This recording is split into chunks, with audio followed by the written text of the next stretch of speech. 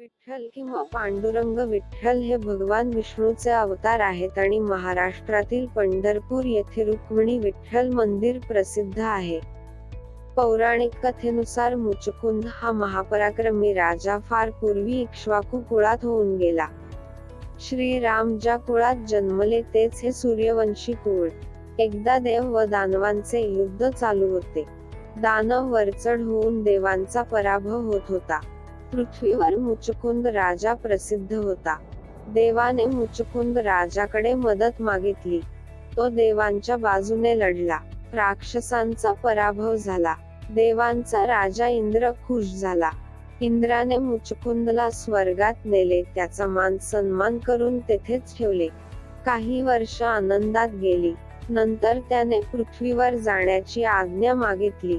इंद्राने सांगितले, ठीक आहे, पण तिथे तुझे कोणीच नाहीत. मुचकुंद बोलला, असे कसे होईल? त्यांना कोणी मारले? इंद्राने सांगितले, स्वर्गातील 1 वर्ष म्हणजे पृथ्वीवर हजारो वर्षे उलटून गेलीत. मुचकुंद म्हणाला, मला खूप विश्रांती घ्यायची आहे, खूप झोपायचे आहे. इंद्राने सांगितले, ठीक आहे, मथुरेजवळ एक गुहा आहे, तेथे जाऊन झोप. जो कोणी तुझी झोपमोड करील त्याच्यावर तुझी दृष्टी पडताच तो भस्म होऊन जाईल. तेव्हापासून राजा मुचकुंद तेथे झोपलेला आहे, अशी श्रद्धा आहे. द्वापार युगात श्रीकृष्ण अवतार झाला. त्याच काळात यवन देशात एक राजा राज्य करीत होता. तो शिव भक्त होता. त्याने श्री शंकराला प्रसन्न करून एक वर मागितला होता. मला एक बलशाली पुत्र दे, त्याचा शस्त्राने, अस्त्राने, बलाने पराभव होणार नाही. महादेवाने तथास्तु म्हटले. हाच तो कालयवन. नंतर हा कालयवन कृष्ण अवतारात जरासंधाकडून अत्यंत बलाढ्य राक्षस कृष्णाकडे युद्धासाठी आला. श्रीकृष्णाला महादेवांचा वर माहित होता. तसेच राजा मुचकुंद विषयही माहित होते. हा राक्षस शस्त्र किंवा अस्त्राने मरणार नव्हता. सुदर्शन चक्र कुचकामी ठरणार होते. कृष्णाने त्याला मोकळ्या मैदानात, जिथे आपण दोघेच असू तेथे युद्ध करू असे सांगितले. कालयवन सम्राट तयार झाला. आज मी तुला कुठेही युद्ध करून ठार मारणारच, असे तो ओरडत होता. भगवान श्रीकृष्ण शस्त्र न घेता नगराबाहेर पडले. कालयवनास वाटले, आपणही बलवान आहोत. आपणही एकही शस्त्र न घेता श्रीकृष्णाला ठार मारू. कालयवन भगवंताचा पाठलाग करू लागला. कालयवनला हुलकावण्या देत भगवंत दूर एका पर्वताच्या गुहेत गेले. त्या गुहेत एक पुरुष एका शिळेवर झोपला होता. हाच तो मुचकुंद राजा. श्रीकृष्णाने पुढे राजा मुचकुंदच्या शरीरावर आपले वस्त्र टाकले व आडोशाला उभा राहिला. नंतर आलेल्या कालयवनने राजा मुचकुंदला श्रीकृष्ण समजून लाथा मारून युद्धासाठी उठवायचा प्रयत्न केला. मुचकुंद जागा झाला. त्याची नजर कालयवनवर पडली. लगेच कालयवन भस्म झाला. आडोशास लपून बसलेले भगवंत राजा मुचकुंद यांच्या समोर आले आणि दर्शन देऊन वर मागण्यास सांगितले. मुचकुंदाने भगवंताला सांगितले, या जन्मी जसे आपले दर्शन झाले तसेच पुढील जन्मातही व्हावे. असे बोलताच भगवंत तथास्तु म्हणून अदृश्य झाले. काही संवत्सरे गेली. राजा मुचकुंदाने दिंडीरवनात म्हणजेच पंढरपुरात पुंडलिक म्हणून जन्मास आला. लोहदंड नावाच्या एका खेडेगावात जानुदेव नावाचा एक विद्वान ब्राह्मण राहत होता. अत्यंत सज्जन व सदाचारी. ना कुणाच्या आध्यात ना कुणाच्या मध्यात, जेवढा धार्मिक तेवढाच सात्विक, शुद्ध. या दोघांच्या पोटी पुत्र म्हणून राजा मुचकुंदाने दिंडीरवनात म्हणजेच पंढरपुरात पुंडलिक म्हणून पुनर्जन्मास आला. हा पुंडलिक मनाने खूप चांगला होता. आईवडिलांचा मान राखणारा, त्यांच्या आज्ञेचे पालन करणारा असा होता. पुढे तरुणपणी त्याचा विवाह एका अतिशय सुंदर अशा तरुणीशी झाला. त्याची सुंदर बायको मात्र आपल्या सासू सासऱ्याचा अतिशय द्वेष करीत. पुंडलिकही लावण्यवती पत्नीचा दास होऊन आई वडिलांना दुरोत्तरे देऊ लागला. त्याच्या या स्वभावामुळे वृद्ध माता पिता अतिशय दुःखी कष्टी झाले. त्यांनी ईश्वराकडे प्रार्थना केली, देवा, एकतर पुंडलिकास वर्तन सुधारण्याची प्रेरणा दे, नाहीतर आम्हाला तुझ्या चरणी बोलावून घे. एकदा आपल्या अंधकारमय जीवनाचा विचार करत असतानाच जानुदेवाला घराबाहेर काहीतरी गडबड गोंधळ चाललेला ऐकू आला. उत्सुकतावश पती पत्नी बाहेर जाऊन पाहतात तर काशी तीर्थक्षेत्री निघालेल्या भक्तांचा मुक्काम लोहदंड गावी पडलेला. त्यात म्हातारे होते अन तरुणही होते. तरुण पोरे आपापल्या वृद्ध मातापित्याची सेवा करत होते. ते दृश्य पाहून भक्त पुंडलिकाच्या आई वडिलांना त्या वृद्धांचा हेवा वाटला. आपल्या भाग्यात असे सुख कुठले, असे त्यांना वाटले. त्या रात्री पुंडलिक झोपलेला असताना भगवंत त्याच्या स्वप्नात आले आणि म्हणाले, अरे पुंडलिका, जन्मात एकदा काशीला जाऊन यावे. पुंडलिकाला खडबडून जाग आली. भक्त पुंडलिकही त्या समुदायात सामील झाला आणि त्यालाही काशीला जावेसे वाटू लागले. मग तसे घरात बोलून दाखविताच त्याची बायकोही तयार झाली. त्याचे आईवडीलही त्याच्या मागे लागले. तेव्हा धूर्तपणे अन लंपटपणे पुंडलिकाने लोकनिंदा टाळण्यासाठी त्यांनाही बरोबर घ्यायचे ठरविले. सर्वजण काशीला निघाले. त्या काळी प्रवासाच्या अन्य सुविधा नव्हत्या. पायीच प्रवास करावा लागे. वृद्ध मातापिता चालू तरी किती शकणार. त्याची तरुण बायकोही चालून चालून थकली. तेव्हा पुंडलिकाने काय करावे. आपल्या तरुण बायकोला घेतले स्वतःच्या खांद्यावर आणि आईवडिलांच्या गळ्यात बांधल्या दोर. अन्न लागला त्यांना ओढत न्यायला. सकल तीर्थे ज्यांच्या पायासी येऊन मिळतात त्या आईवडिलांच्या गळ्यात दोरीचे फास अडकवून पुंडलिक पुण्यक्षेत्र काशीला निघाला पुण्य मिळविण्यासाठी. काशीला जाताना भक्त पुंडलिकाची वाट चुकली. पण पुढे मात्र बरोबरच्या लोकांची अन त्याची चुकामुक झाली. पुंडलिकाची वाट चुकली आणि तो काशीच्या दक्षिणेकडे असलेल्या कुक्कुरस्वामींच्या आश्रमाजवळ पोहोचला. कुठला, नियतीनेच त्याला तेथे खेचून आणले होते. पुंडलिकाने कुक्कुट स्वामींना काशीला जाण्याचा मार्ग विचारला. ते म्हणाले, मी काशी पाहिली नाही. मी कधीही कुठल्याही तीर्थक्षेत्री गेलो नाही. हे ऐकून पुंडलिकाला खूप आश्चर्य वाटले. पुंडलिक ऋषींची थट्टा करत म्हणाले की तुमच्यासारख्या पवित्र व्यक्तीने काशीला जायलाच पाहिजे. पुंडलिकाने बायकोला खांद्यावर घेतलेले अन वृद्ध मातापित्यांच्या गळ्यात दोर बांधलेले स्वामींनी पाहिले होते. ते शांतपणे पुंडलिकाला म्हणाले, मी माझ्या आई वडिलांमध्येच शिव पार्वती पाहतो. आई वडिलांची सेवा हाच माझा धर्म आणि हेच माझे तीर्थक्षेत्र. पुंडलिकाच्या वर्मी घाव बसल्यासारखे झाले. तो खजील झाला, अंतर्मुख झाला. बायकोला खांद्यावरून खाली उतरवलं. ऋषीमुनींनी त्यांना थंड पाणी प्यायला दिलं. आश्रमात राहण्यासाठी जागा दिली. रात्रीच्या दरम्यान पुंडलिकाने आश्रमातील स्त्रियांचा आवाज ऐकला. काय घडले आहे ते पाहण्याकरिता तो बाहेर आला आणि त्याने पाहिले की आश्रमात 3 कुरूप स्त्रिया पाणी शिंपडून ते स्वच्छ करत आहे. एवढ्या त्या 3 कुरूप स्त्रियांनी येऊन मुनींच्या चरणांवर मस्तके ठेवून वंदन करून उभ्या राहिल्या. मुनींनी त्यांना आशीर्वाद देताच त्यांचा कुरूपपणा जाऊन अतिशय सुंदर दिसू लागल्या. पुंडलिकाने त्यांना विचारले, तुमचा कुरूपपणा जाऊन तुम्ही सुंदर कशा झालात? याचे रहस्य काय? त्यावेळी एका स्त्रीने सांगितले, मी गंगा, ही यमुना आणि ती सरस्वती. आम्ही तिघी 3 नद्या आहोत.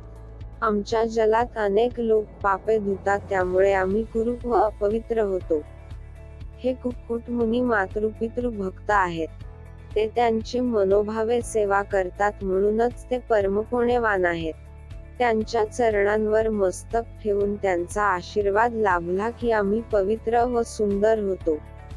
पुंडलिकाला आश्चर्य वाटले की कुक्कुट मुनी सारख्या संताने काशीला भेट दिली नव्हती तरी 3 पवित्र नद्या त्यांचे आश्रम शुद्ध करण्यासाठी आल्या होत्या. 3 स्त्रियांनी पुंडलिकाला सांगितले की धार्मिकताही अध्यात्म आणि भक्ती किंवा पवित्र ठिकाणी भेट देण्यावर अथवा खर्चिक रीतिरिवाजांवर अवलंबून नसून केवळ कर्म करण्यावर अवलंबून आहे. त्या 3 स्त्रियांनी त्यांना सांगितले की ऋषी कुकुट यांनी आपल्या आईवडिलांना अत्यंत विश्वासाने सेवा केली आहे आणि त्यांचे सर्व आयुष्य त्यांच्यासाठी समर्पित केले आहे. अशा प्रकारे त्यांनी मोक्ष मिळवण्यासाठी पुण्य जमा केले आणि आपल्याला त्याची सेवा करण्यासाठी पृथ्वीवर खाली आणले. हे सर्व त्या तिन्ही देवींच्याकडून ऐकून भक्त पुंडलिकाला आपली चूक लक्षात आली. त्याला आपल्या चुकीचा पश्चाताप होऊ लागला. तो अंतःकरणातून पूर्णपणे पिळवटून गेला. पुंडलिकाने शुद्ध अंतःकरणाने आपल्या आईवडिलांची क्षमा मागितली. मुळातच सात्विक स्वभाव असलेल्या त्याच्या आईवडिलांनी त्याला प्रेमाने जवळ घेतलं. तिघांच्याही डोळ्यातून अश्रू वाहू लागले. अश्रू कसले? त्या तर होत्या पवित्र गंगा, यमुना. बदलला, पुंडलिक पूर्णतः बदलला. अंतबाह्य बदलला. अखेर त्याच्यातील देवत्वा ने राक्षसत्वावर मात केली. पत्नी दास पुंडलिक, धूर्त पुंडलिक निस्सीम मातृपितृ भक्त बनला. वाल्याचा जणू वाल्मिकी बनला. पुढे पुंडलिकाने आपल्या वृद्ध मातापित्यांना काशी तर घडवलीच पण पंढरपुरासही आणले. अन्य क्षेत्र कृत पाप तीर्थक्षेत्रे विनश्यती या उक्तीनुसार पुंडलिकाच्या पश्चातापामुळे त्याची पूर्वीची सर्व पापे काशी पंढरपूर या तीर्थक्षेत्रामध्ये नष्ट झाली. भगवान श्रीकृष्ण पुंडलिकाच्या मातृपितृ भक्तीने प्रभावित झाले होते. एकदा काय झाले? द्वारकाधीश श्रीकृष्ण भगवान एकदा श्रीमती राधाराणी श्रीकृष्णास भेटावयास श्रीधाम द्वारका येथे आली. आपली प्रिय सखी श्री राधेला पाहून श्रीकृष्णांना अत्यानंद झाला.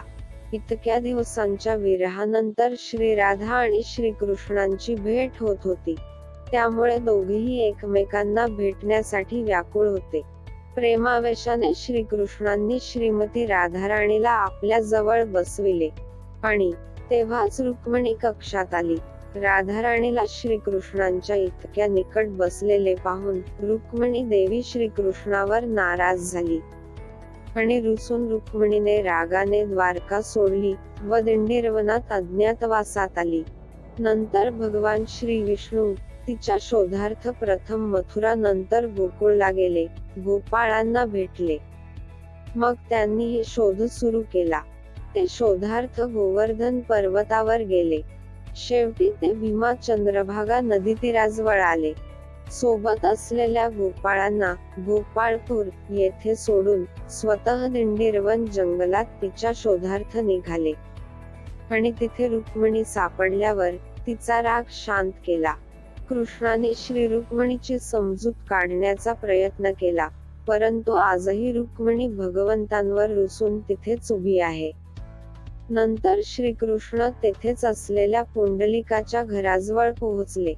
द्वारकेचा राजा श्रीकृष्णाने अंतर्ज्ञानाने पुंडलिकाला जाणले. मुचकुंद राजास पूर्वजन्मी दिलेल्या वराप्रमाणे रुक्मिणीच्या शोधाचे निमित्त साधून तीर्थक्षेत्री पुंडलिकासाठी आले. भक्तवत्सल भगवंत श्रीकृष्ण दिंडीरवनात पुंडलिकाच्या घरासमोर येऊन पोहोचले. पुंडलिक मातापित्याचे चरण चेपत होता. भगवंताने पुंडलिकाची परीक्षा घेण्याचे ठरवले.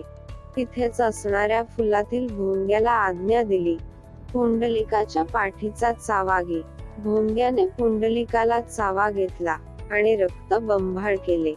परंतु पितृभक्त भक्त पुंडलिक आई वडिलांच्या सेवेत भंग होईल म्हणून जरा सुद्धा हलला नाही. हे सर्व भगवंत पाहत होते. की त्याची पितृभक्ती पाहून भगवंत प्रसन्न झाले. भगवंताने हाक दिली, पुंडलिका मी तुझ्या दारी आलो आहे, माझे स्वागत करत नाहीस? भगवंताला पुंडलिकाची चाहूल लागली. भगवंत पाहतात पुंडलिक आई वडिलांची सेवा करण्यात गुंग झालेला होता. साक्षात परब्रह्म पांडुरंग पुंडलिकाच्या दारात उभा होता. देव भावाचा भुकेला सोडून आला वैकुंठाला आणि तरीही त्याच्या स्वागताला उठला नाही. नव्हे तर जागचा हल्लाही नाही.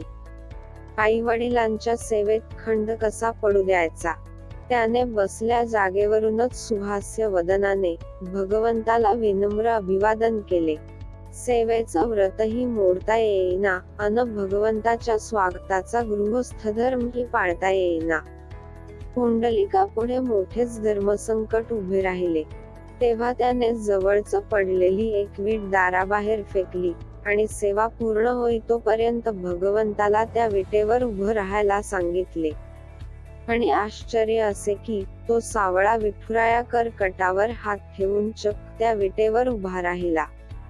थोड्या वेळानंतर पुंडलिक बाहेर आला.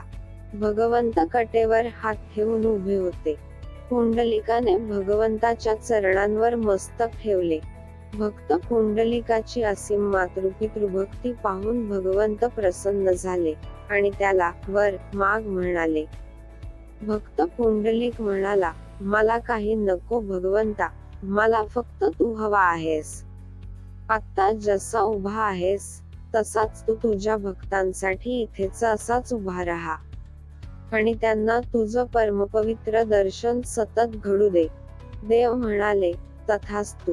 आणि तेव्हापासून श्रीहरी विटेवर परब्रह्म कमरेवर हात ठेवून 28 युगे भक्तांसाठी उभा आहे.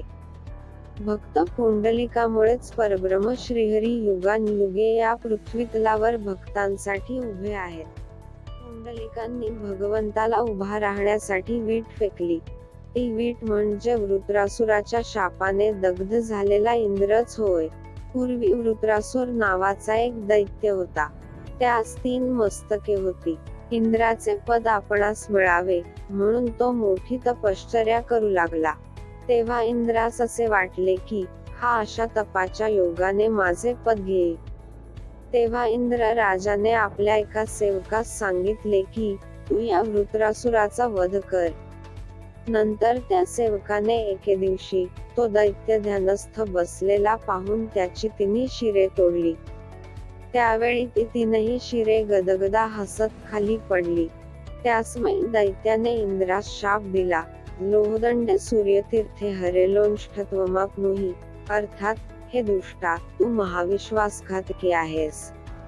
मी अनुष्ठान करीत बसलो असता तू माझा वध केलास. त्यामुळे तुझ्या हाताने ब्रह्महत्या घडली आहे. मी तुला शाप देतो. हे महापापी इंद्रा, तू दिंडीरवनामध्ये एक वीट होऊन अचेतन पडशील. असे बोलून त्या दैत्याने प्राण सोडला. मग इंद्र मोठ्याने शोक करू लागला. इंद्राने श्रीहरी विष्णूकडे अभय मागितले. तेव्हा श्री विष्णूने त्यास वर दिला की, हे इंद्रा, मी तुझा उद्धार करेन. नंतर इंद्र शापामुळे वीट होऊन दिंडीरवनामध्ये पडला. प्रदीर्घ काळ लोटल्यावर पुंडलिकास वर देण्याकरिता श्री विष्णू श्रीकृष्ण रूपात तेथे आले. त्यासमयी पुंडलिकाने अजाणतेने जे शापामुळे इंद्रदेव वीट म्हणून पडले होते, तीच वीट देवास उभा राहण्यासाठी भगवंताकडे फेकली. त्यावेळी भगवंत त्या विटेवर पुंडलिकाची वाट पाहत उभे राहिले. विटेवर उभे राहून भगवंताने पदस्पर्श करून इंद्राचा उद्धार केला. असे हे परब्रह्म स्वरूप श्रीहरी विष्णू विठ्ठल रूपात युगानुयुगे सर्व विश्वाचा उद्धार करण्यासाठी भूतलावर राहिले. श्री विठ्ठल.